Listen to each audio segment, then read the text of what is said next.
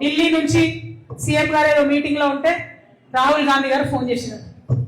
రేవంత్ రెడ్డి గారు ఏదో మీటింగ్ లో ఉంటే రాహుల్ గాంధీ గారు ఫోన్ చేసినారు.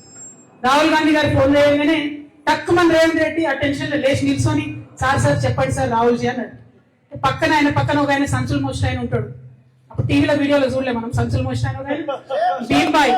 ఆ భీంబాయ్ ఏమన్నాడట, ఎందుకన్నా నువ్వు లేచి నిలబడుతున్నావు, ఫోన్ చేసింది రాహుల్ గాంధీ కదా, మరి ఫోన్ లో కనబడదు కదా, నువ్వు నిల్చున్నావా కూర్చున్నావా, ఎందుకన్నా నువ్వు లేచి నిలబడా అన్నాడు.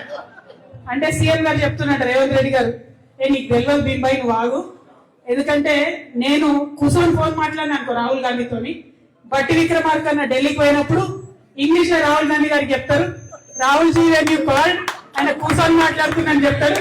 కాబట్టి నిల్చొని మాట్లాడితేనే మనకు నాకు కూర్చి ఉంటది మోస్తానికి నీకు సంచి ఉంటది రా నాయన, లేకపోతే నాకు కూర్చి ఉంటది నీకు సంచి ఉంటది అని చెప్పిండు. అయితే రాహుల్ గాంధీ ఫోన్ చేసింది కదా రేవంత్ రెడ్డి గారికి.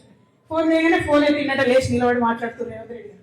మాట్లాడుతుంటే సీఎం అన్నాడు అతను, రాహుల్ జీ బోలియా అన్నాడు. అంటే are you giving jobs? No Rahul ji. Are you giving salaries? No Rahul ji. Are you giving pensions? No Rahul ji. Are you giving Rythu Bandhu? No Rahul ji. CM, do you know there is Kerala election? Yes, Rahul ji. Money to Kerala? Ji Rahul ji. So ఇట్లా నడుస్తుంది వాళ్ళ కథ.